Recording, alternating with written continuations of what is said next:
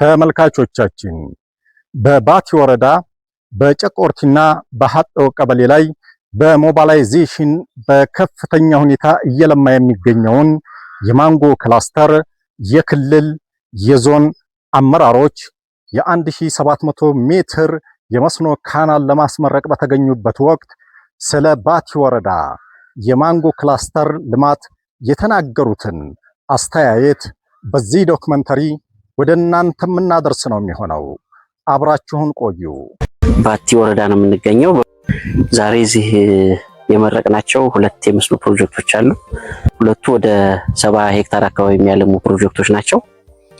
ትርጉማቸው በጣም ትልቅ ትርጉም ያላቸው ፕሮጀክቶች ናቸው። አካባቢው እንደምታዩት በጣም ሞቃታማ ዝናብ አጠር በሚባል አካባቢ ያለ ወረዳ ነው። ምግብ ዋስትና ላይ ያለ ወረዳ ነው።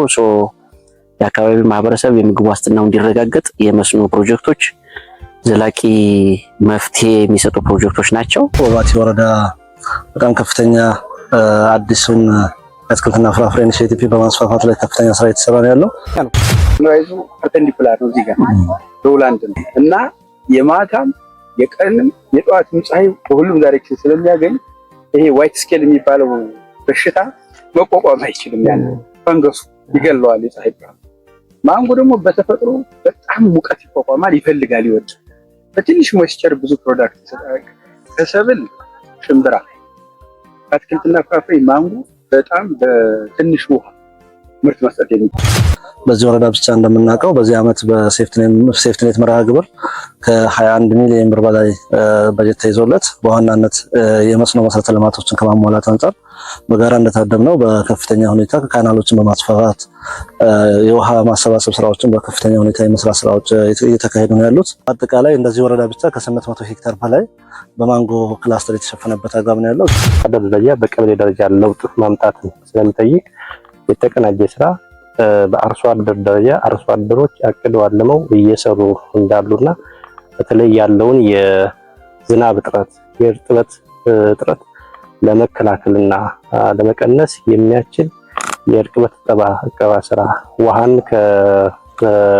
በማቆርና ፖንድ በመስራት በቅብብሎሽ ከተራራ እያሸጋገሩ ምናልባትም አንደኛው ቀበሌ ወደ 109 ሄክታር መሬት ማልማት የሚቻልበትን የካናል ግንባታ በአጭር ጊዜ በዚህ ዓመት ብቻ ሰርቷል። በአጭር ጊዜ ብቻ ሳይሆን የተሰራበት ወጪም ሲታይ በጣም አነስተኛ የሚባል ወጪ ምናልባትም በሌሎች ቦታዎች ላይ አንድ ጉድጓድ በቆፈር 50 እና 60 ሚሊዮን ብር የሚፈጀውን እዚህ በ7 ሚሊዮን በድምሩ በ21 ሚሊዮን ብር ጨቆርት ላይ የተሰራው የመስኖ ስራ ስናይና የሚያለማውን የመሬት መጠን ስናይ ስራው ከበጀት አንፃር በቁጠባ በውጤታማነትና ለላቀ ተጠቃሚነት የተሰራ ስራ በመሆኑ በሁሉም መለኪያዎች ወስደን ስናየው ተግባራዊ ለውጥ እየመጣ እንዳለ በእነዚህ በሁለት የባቲ ወረዳ ቀበሌዎች ማረጋገጥ ችለናል።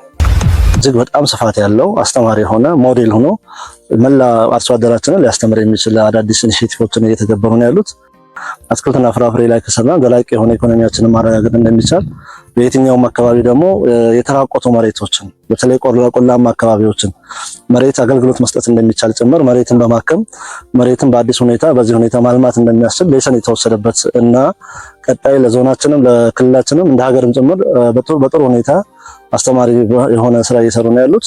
ይሄኛው አካባቢ በጣም በኤክስቴንሽኑ ውጤታማ ስራ ነው የተሰራውና ይህንን የበለጠ በዞን ደረጃ ማክሲማይዝ በማድረግ መሬት በየትኛውም ቦታ ላይ አገልግሎት መስጠት እንደሚችል ከተፈጥሮ ሀብትና አካባቢ ጥበቃ ስራዎቻችን ጋር ካያያዝ ነው በየትኛውም ውጤት መስጠት እንደሚቻል ይህን አካባቢ ምሳሌ ሆኖ መውሰድ ይቻላል። ይሄ ቀጠና አሁን እንደምንመለከተው በጣም ከፍተኛ የተራቆተ ቦረቦራማ መሬት ነው።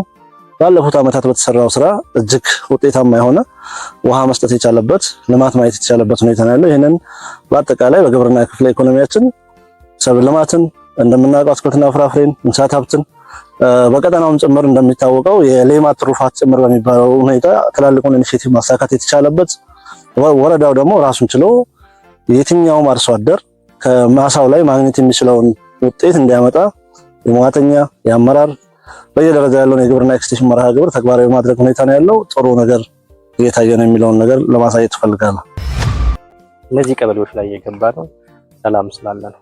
በዚህ ቦታ ላይ የወረዳ አመራሩ ሰላምን እያስከበረ ከሸኔ ጋር በአንድ እጁ እየተዋጋ አንድ እጁ ደግሞ ልማትን እያረጋገጠ ያለና አመለካከት አንፃር አካባቢው እና ይሄ ባቲ አካባቢ የሚሳልበት ስዕል ልክ አለመሆኑን ለማሳየት እና ለማስገንዘብ ህዝቡ ስራ ወዳድ ታታሪና ለፍቶ ጥሮ ግሮ በላቡ በወዙ ድህነትን ለማሸነፍ እና እንደ ሀገርም ያለብን ከድህነት አዙሪት ለማውጣት ላብ ነው የሚያስፈልገው ብለን እየሰራን ያለን ስለሆነ ላቡን በዚህ በረሃ ላይ አባርጎ እየሰራ እንዳለ ይህንን ያረጋገጥንበት ምልከታ በመሆኑ እውነት ለመናገር በዚህ ስራ ላይ የተሰማሩ ወታደሮች ይህን ስራ ያስተባበሩ የመሩ የወረዳ የግብርና ባለሙያዎች የወረዳ አስተዳደር አመራሮችን ለማመስገን እወዳለሁ። እዚህ ቦታ ላይ ብቻ ይህንን ልማት መመልከት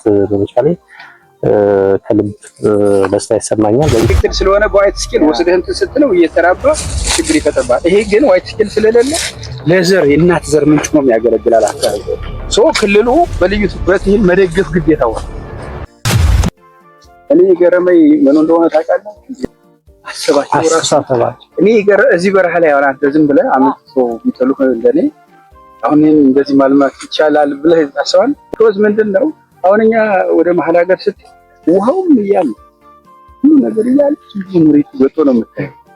እዚህ ግን ይህ ምድረ በዳ ወደ ገነት ወጥቶ ነው የቀየመው። የሚገርም በጣም የሚገርም ነው።